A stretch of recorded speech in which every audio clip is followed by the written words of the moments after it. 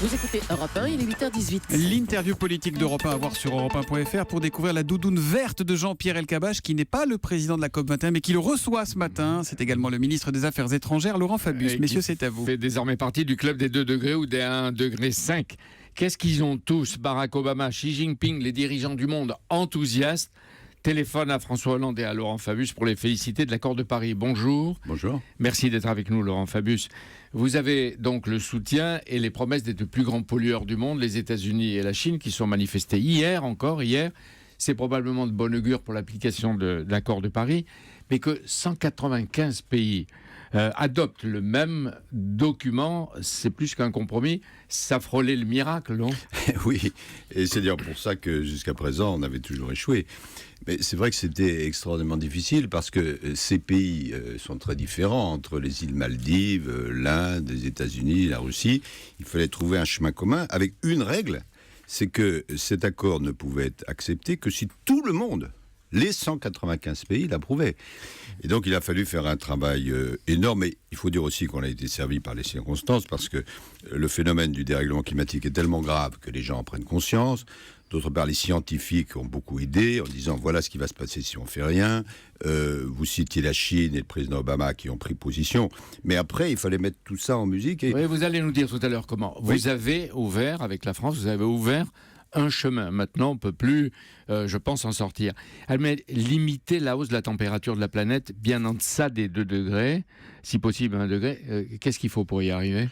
Toute une série de décisions qui sont contenues dans l'accord. Prenons des exemples. Tous les 5 ans, les différents pays vont mettre en public leurs engagements qui vont être évalués. Et évidemment, si un pays ne respecte pas ses engagements, vous imaginez la pression internationale et nationale qui aura lieu. Par ailleurs, les financements sont dégagés. Par ailleurs, il y a toute une série d'autres mesures qui ont été prises pour l'Afrique, pour les petites îles, etc. Donc c'est tout ça qui est en marche. Et soyons clairs, tout ne sera pas réglé par Paris. Mais rien n'aurait été réglé sans Paris. Oui, mais vous dites l'accord de Paris prévoit de réviser les engagements tous les 5 ans. Ça, exact. c'était la clause de révision que vous avez mis au point avec François Exact. Hollande et Xi Jinping à Pékin. Révisé à la hausse. À la hausse. Et ça, on ne pouvait pas commencer avant 2020 parce que ça part de 2020. Alors, ceux qui veulent le faire avant 2020 peuvent le faire, mais on n'a pas trouvé un consensus, et encore une fois, c'est toujours la même règle, il faut que tout le monde soit d'accord.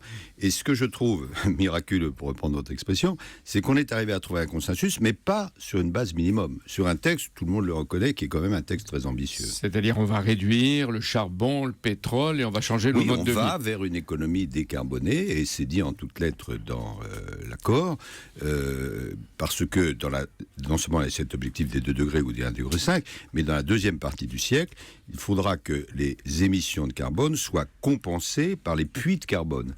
Et ça veut dire qu'on aura, les techniciens appellent ça, une neutralité carbone, qui est la seule manière d'aller vers les 2 degrés et les 1,5 degrés. L'autre point, Laurent Fabius, c'était d'aider les pays les plus vulnérables. Alors, 100 milliards de dollars, 91 milliards d'euros par an à partir de 2020.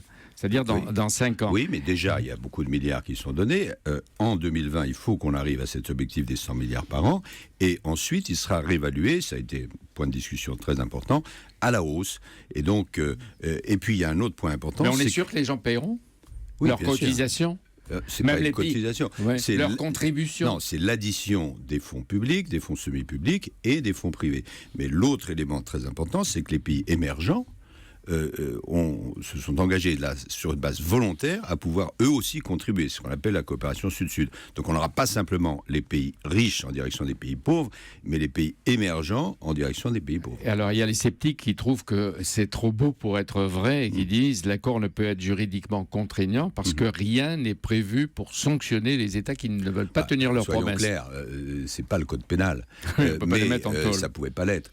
Mais en revanche, à partir du moment où des engagements sont pris, ou un processus de transparence est explicité, tous les pays qui ne rempliraient pas ces engagements, vous voyez ce que ça voudrait dire sur le plan de leur réputation, et y compris sur le plan économique. Parce que l'une des autres choses qui vont changer, c'est que de plus en plus, on va aller vers les énergies renouvelables et de moins en moins vers les énergies carbonées. Mais ça va avoir des conséquences économiques. Ça prendra du temps. Alors justement, l'accord ne sera vraiment signé que le 22 avril 2016, ou à Paris, ou à New York, ou... On verra. Il faut un certain nombre de formalités avant la signature, donc c'est en avril. Et ensuite, une fois qu'il aura été signé, il devrait être ratifié ou approuvé. Et en ce qui concerne la France, il sera ratifié devant le Parlement. Et alors, qu'est-ce que la France va faire alors, concrètement pour le mettre en place, pour que les citoyens, les entreprises, nous tous, nous y participions? Une fois qu'il aura été ratifié, nous en France, on va prendre de l'avance. François Hollande a expliqué l'autre jour un certain nombre de mesures qui vont être prises pour entraîner un mouvement, justement, à ne pas attendre 2020 ou 2025. Mais nous, une fois que l'accord a été ratifié, il faut pour que l'ensemble des pays, ce soit un accord universel, que 55% des gaz, de l'émission des gaz à effet de serre et 55 pays l'aient ratifié. Et c'est possible ou à approuvé. faire. Ça sera fait. Alors nous avons tous vu votre émotion et vos larmes. Est-ce vous pouvez vous laisser aller et nous raconter à cet instant qu'est-ce que vous avez ressenti, Laurent Fabius? C'est difficile, on ne se contrôle pas toujours, hein, heureusement d'ailleurs. Mais je vous explique en 2 mots.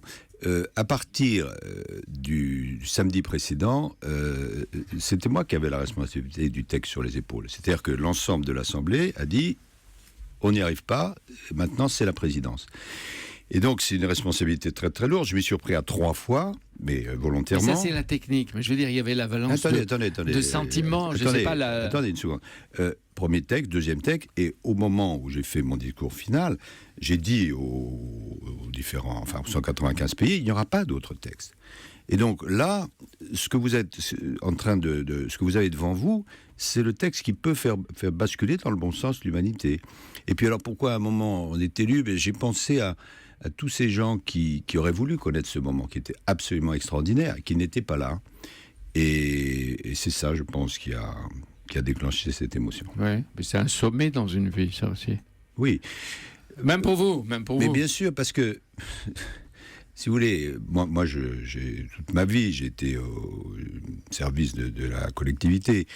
Et pouvoir, dans une vie, apporter quelque chose qui restera dans l'histoire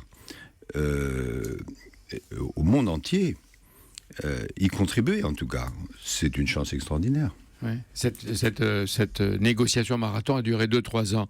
Il y a une méthode, Fabius. Qu'est-ce que c'était? Je l'ai annoncé. Vous l'avez découverte au fur et à mesure? Oui, un petit peu. Mais j'ai annoncé au début, en tout cas, des 15 jours finaux, là, le sprint marathonien.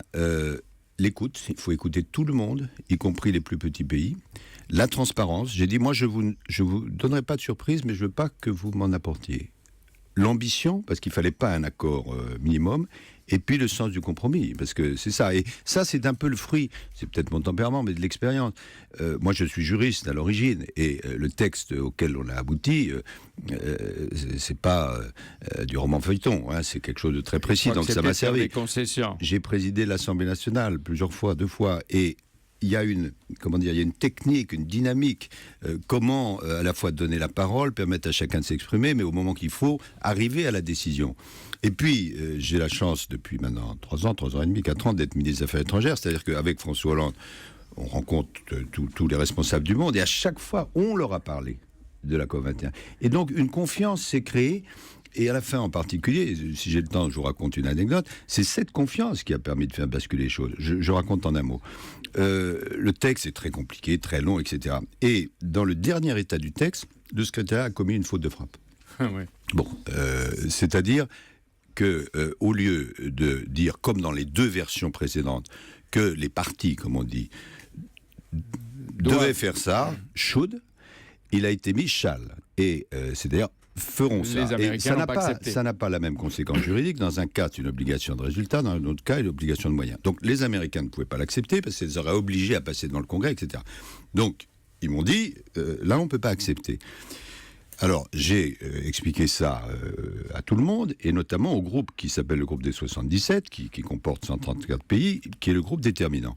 Mais les dirigeantes de ce groupe, qui sont des Sud-Africaines, m'ont dit, écoutez, on dit à mes collaborateurs, c'est pas possible, nous on refuse. Et il a fallu que j'arrive, moi, dans une petite pièce, et j'aurais dit, écoutez, ce sont des femmes absolument remarquables. Mesdames, c'est pas un changement de substance. Vous me faites confiance. Je peux vous certifier que c'est simplement une faute de frappe.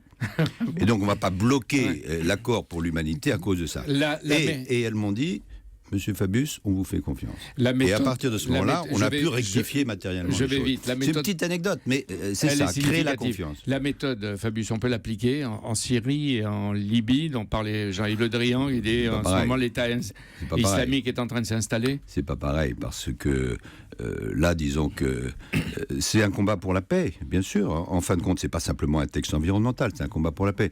Mais il n'y a pas des troupes qui sont là les unes contre les autres. Et la méthode, Fabius, est-ce qu'on peut servir en France pour une société qui est morcelée, divisée, angoissée, désorientée? Vous m'inviterez une autre fois. Oui. Et je ne peux pas vous laisser passer. Je pense que vous allez peut-être vous ennuyer maintenant. Au Non, Conseil non. constitutionnel, vous pourrez rétablir le Écoutez, contact hier entre soir, les uns. j'avais mes collègues pour parler de la Syrie. Vendredi, je suis à New York au Conseil de sécurité pour en parler. Nous avons l'Ukraine, nous avons la Syrie, nous avons l'Irak, nous avons tout ce qui se passe en Afrique. Non, il n'y a aucune chance de s'ennuyer. Simplement, la première chose que j'ai faite, au lendemain, on me dit toujours, mais qu'est-ce que tu as fait? Tu devais être fatigué, etc. C'est vrai que à la fin de la négociation, 2 heures de sommeil d'affilée, c'était quasiment la grasse matinée. Donc, j'ai dormi. Ouais. Et vous restez président de la COP 21 Oui, jusqu'à pendant un l'année an. prochaine. Et c'est-à-dire, si vous êtes au Conseil constitutionnel, vous êtes président de la COP 21. Écoutez, je suis ministre des Affaires étrangères de la République française. Jusqu'en J'en février. suis heureux. Il paraît jusqu'en J'en suis heureux. février. J'en suis heureux. Merci d'être venu nous avoir raconté. Pour la première Merci. fois, vous vous lâchez, vous vous laissez aller. Merci d'être venu. Merci Laurent Fabius d'être venu sur Merci Europe 1 à ce vous. matin. Jean-Pierre, demain, c'est Jean-Pierre Raffarin qui sera votre invité à 8h20.